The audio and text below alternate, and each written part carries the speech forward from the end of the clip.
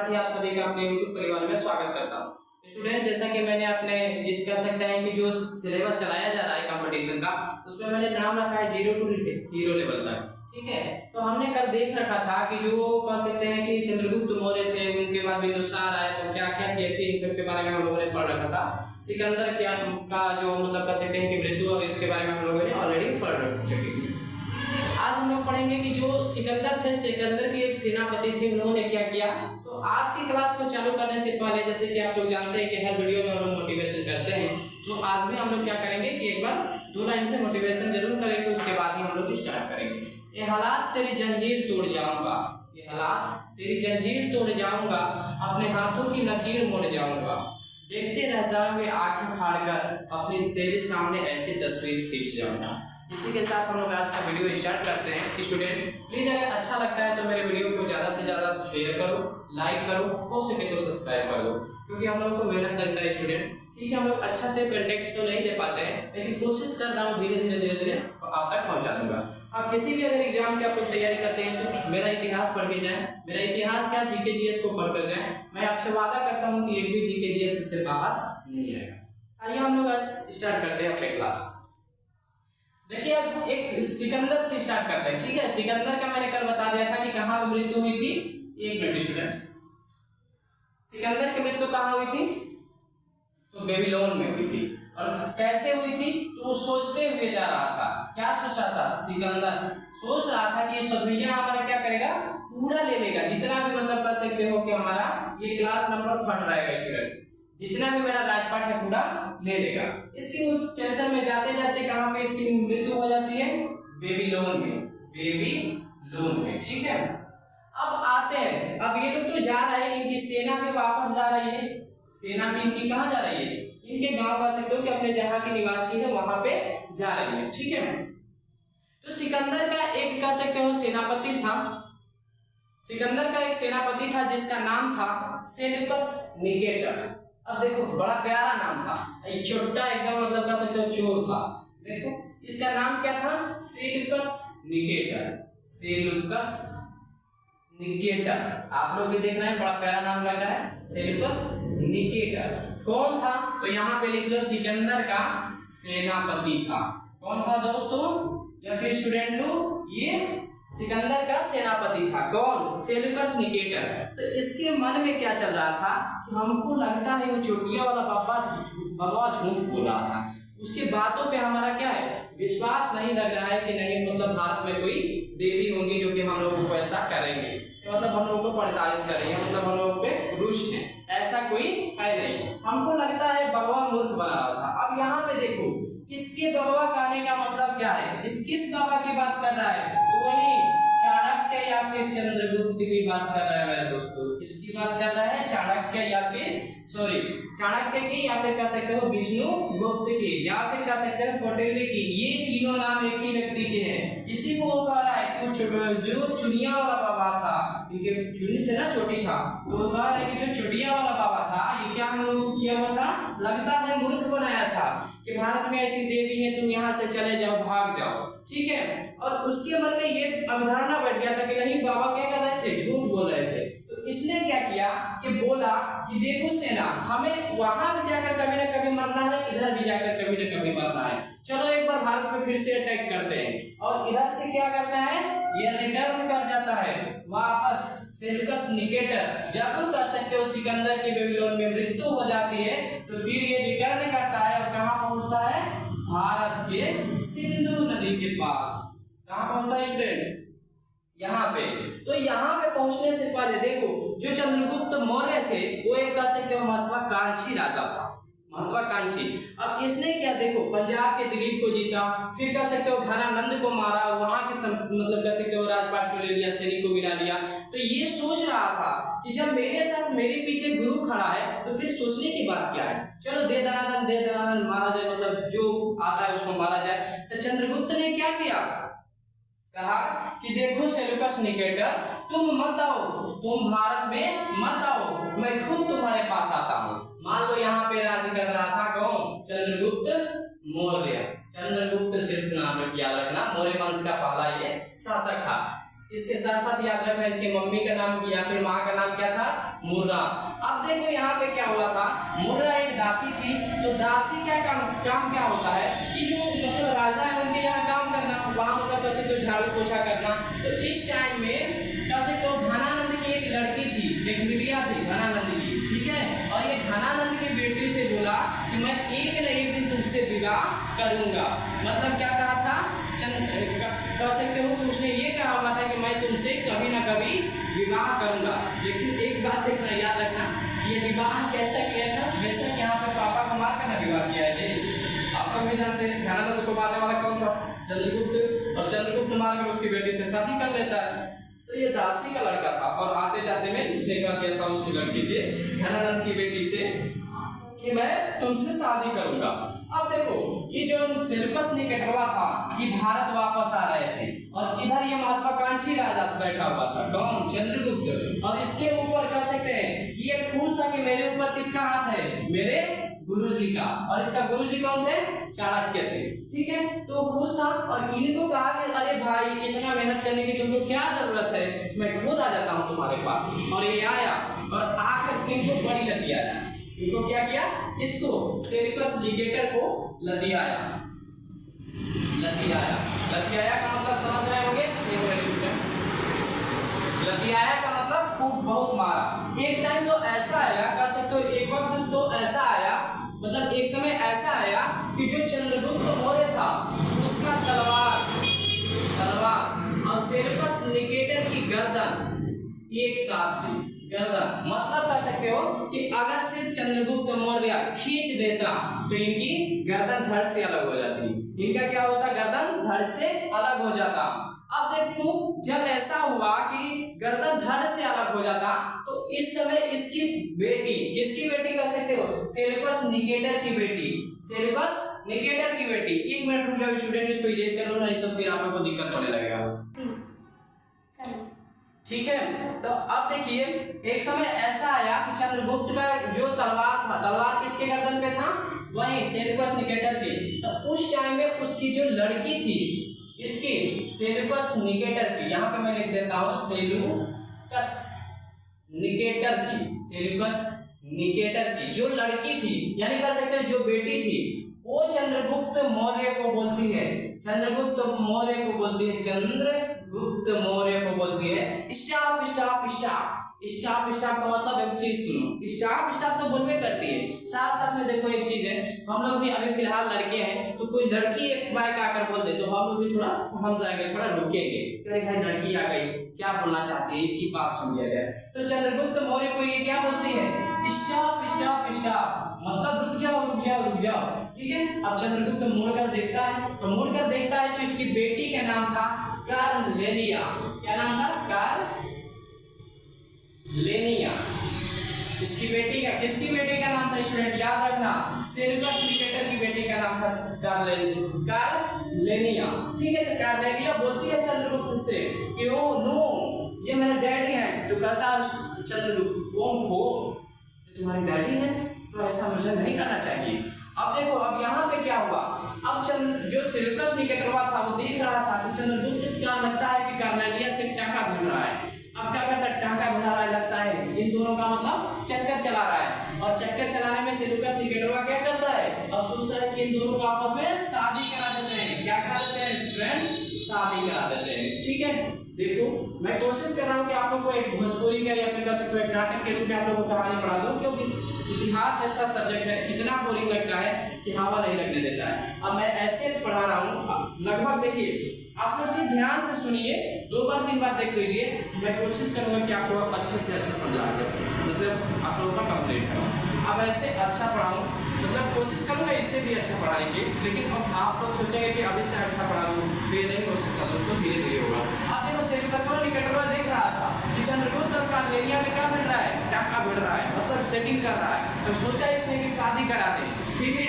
यहाँ पे इसने सोचा कि अब इन दोनों का शादी करा दे। तो उसने कहा बस बस बस बस ये टाका भिड़ा रहा है, और यहाँ पे इसने क्या कर दिया, इन दोनों का शादी करवा दिया। और यहीं से स्टार्ट हुआ क्या दोस्तों, स्टार्ट हुआ गंधर्व विवाह। क्या वो स्टार्ट हुआ, गंधर्व विवाह। याद रखना, गंधर्व विवाह कहाँ से स्टार्ट हुआ था? तो सेल्यूकस निकेटर की बेटी और चंद्रगुप्त मौर्य की पत्नी मतलब कह सकते हो कार्नेलिया के साथ जो शादी हुई थी वहां से स्टार्ट होता है गंधर्व विवाह। एक और आप लोगों को चीज याद रखना है मेरे दोस्तों, यहीं से स्टार्ट होता है कह सकते हो इंटरनेशनल शादी या फिर इंटरनेशनल मैरिज। यहाँ से पहली बार स्टार्ट हुआ था इंटरनेशनल मैरिज या फिर कह सकते हो शादी। सॉरी स्टूडेंट, मैरिज का मीनिंग गलत है, जरा एक बार देख लेना। 1 मिनट स्टूडेंट, ठीक है। यहाँ से स्टार्ट होता है अंतरराष्ट्रीय शादी और ये शादी कैसा था? गंधर्व विवाह था, ठीक है। अब यहाँ पे इन दोनों का शादी होता है। तो शादी करने के बाद चंद्रगुप्त बोलता है कि क्या सिर्फ हम लोग शादी करेंगे कि कुछ हम लोग को दान दहेज में मिलेगा? तो वो कहता है क्यों नहीं मिलेगा, एकदम मिलेगा, ले लो भाई, ये लो, काबुल लो, काबुल लो, बलूचिस्तान लो, बलूचिस्तान लो, अफगानिस्तान लो। तो अब बोलता है वो कि बस बस बस बस अफगानिस्तान, सॉरी अफगानिस्तान लो। तो अब वो क्या बोलता है? कौन? सेल्यूकस निकेटर ये बोलता है, मतलब कह सकते हो चंद्रगुप्त बोलता है कि बस बस बस बस अब कितना दोगे? अब रहने दो, इतना ही बहुत काफी है। तो उसने बोला कि नहीं नहीं और भी ले लो, और यहाँ तक कि उसने पूरा मतलब कह सकते हो इधर ऊपर का जितने भी तुम्हें दिखाई देता है अफगानिस्तान ये सब पाकिस्तान ये सभी किसमें आ गए? हम लोग में आ गए। और यही इसने क्या किया? कह सकते हो अखंड भारत का पहला निर्माण किया। अखंड भारत के लिए पहला यही राजा चुना गया। मतलब कह सकते हो क्यों? अगर कहोगे कि ऐसे को कि अखंड भारत का निर्माण करने के लिए इसको गिना जाता है, तो इसने इसको तो मतलब कह सकते हो दहेज में उतना मिल गया था, तो ऊपर तक पूरा देश को तो ले लिया, ऊपर भी जितने भी कह सकते हो देश के कब्जे मतलब देश के उससे कब्जा कर लिया था। उसके बाद आता है, अब यहाँ तक तो बात हो जाती है कि उसने क्या क्या दे दिया, काबुल दे दिया, बलूचिस्तान दे दिया, अफगानिस्तान दे दिया, और भी ज्यादा चीज दिया था, लेकिन उतना हमको भी खुद नाम याद नहीं है, ठीक है। अब देखिए एक और चीज आता है कि जो घनानंद थे उनकी पुत्री का नाम क्या था? घनानंद, सॉरी घनानंद की पुत्री, जिससे कि पहले उसने कहा हुआ था, चंद्रगुप्त बोला हुआ था कि मैं तुमसे शादी करूंगा, तो उसका नाम क्या था? उसका नाम था दुर्धरा। क्या नाम था स्टूडेंट? दुर्धरा। जो कह सकते हो कि जिसने अशोक जिसको मारा, घनानंद को मारा था ना अशोक, तो उसका नाम क्या था? दुर्धरा था, जिससे कि उसकी शादी हुई और उसने दुर्धरा से कहा भी था कि मैं तुमसे एक न एक दिन शादी करूंगा। इसी के साथ देखो जो दुर्धरा थी, दुर्धरा से एक पुत्र का जन्म होता है, ठीक है। एक पुत्र का कह सकते हो कि दुर्धरा से जन्म होता है जिसका नाम रहता है बिंदुसार। इसके शादी कह सकते हो कि इससे पुत्र होता है जिसका नाम रहता है बिंदुसार। ओके सर, 2 बार आपने बिंदुसार का नाम ले लिया, 2 बार हमने नहीं लिया। उस समय भी बोला था कि मैंने 2 बार नाम नहीं लूंगा, एक राजा नहीं है, दोनों अलग अलग राजा हैं। एक थे बिंबिसार, अगली बार भी मैंने बोला था, याद रखना, क्या बोले थे? बिंबिसार, बिंबिसार। अगली बार ये बात बोले थे मैंने कि उस टाइम में जो राजा था बिंबिसार था, और अभी जो राजा है वो कौन थे? बिंदुसार है। दुर्धरा किसका नाम था स्टूडेंट? दुर्धरा उसके घनानंद की पुत्री का नाम था, जिसने भी कह सकते हो चंद्रगुप्त शादी किया था। तो इससे एक पुत्र का जन्म होता है जिसका नाम रहता है बिंदुसार, ठीक है, बिंदुसार। अब देखो जब बिंदुसार का जन्म हो जाता है, यहाँ पे बिंदुसार है, बिंदुसार का जब जन्म होता है तो चंद्रगुप्त क्या करता है कि अपने इष्ट देव के सामने जाकर, देखो ईसाई धर्म में होता है कि इष्ट देव के सामने जाकर संलेखना विधि से अपने कह सकते हो प्राण त्याग देते हैं। अब देखो यहाँ पे 2-3 बातें याद करने लायक है। सबसे पहले कि जैन धर्म की स्थापना किसने की थी? याद रखना, जैन धर्म की स्थापना किसने की थी? जैन धर्म की स्थापना किसने की थी? तो ऋषभ देव ने किया था। कौन? ऋषभ देव ने, ठीक है, इसको याद रखना, ऋषभ देव किए हुए थे। इनके बाद इनके पुत्र आते हैं, ऋषभ देव के बाद इनके पुत्र आते हैं जिनका नाम था गुमतेश्वर,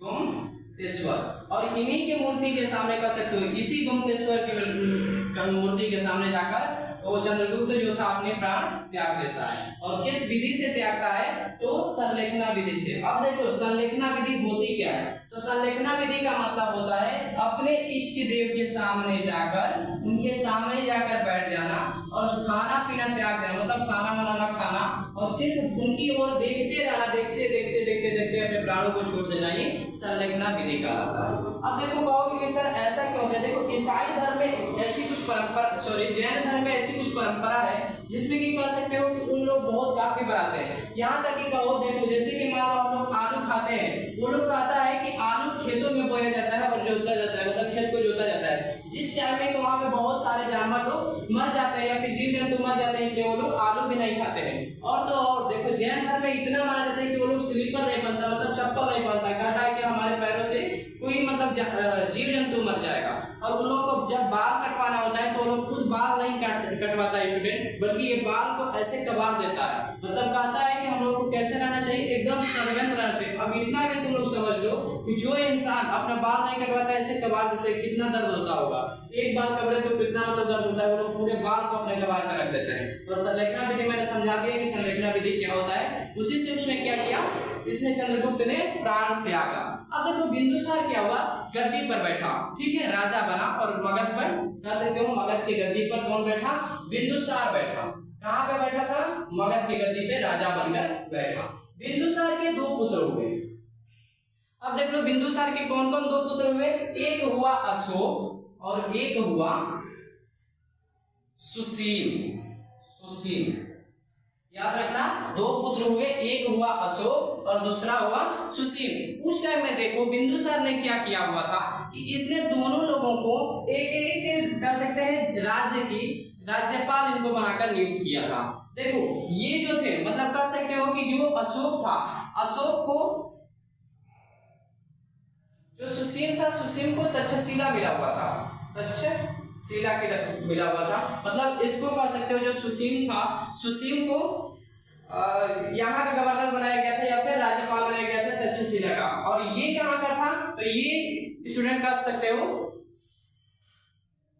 दमयंती या फिर उदयवंती नाम था, वहां का ये गवर्नर था।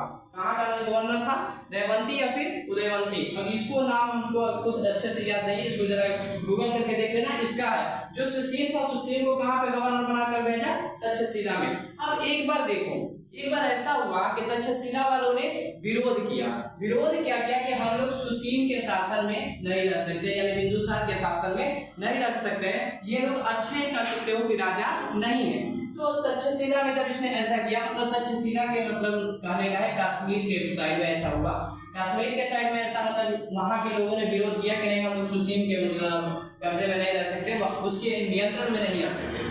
तो जो बिंदुसार था, बिंदुसार ने सुशील से कहा कि देखो भाई अपने उन लोगों को समझाओ कि ऐसा मत करो, हो सके मतलब उन लोगों को समझाओ, जितना समझ सके समझाओ कि नहीं भाई ऐसा मत करो, इससे हम लोगों को दिक्कत होगा। मतलब समझाने के बाद सुशील वहाँ गया, तो सुशील गया तो उसको इतना हम लोग मारा कि अब उसका पूरा थोड़ा फूल गया, काला छा गया, मतलब कह सकते हो आंखों के ऊपर कालियां छा गई, कजरी हो गई, ठीक है, इतना मार मारा वो लोग। तो अब क्या किया, बिंदुसार भेजता है किसको, जानते हो, अशोक।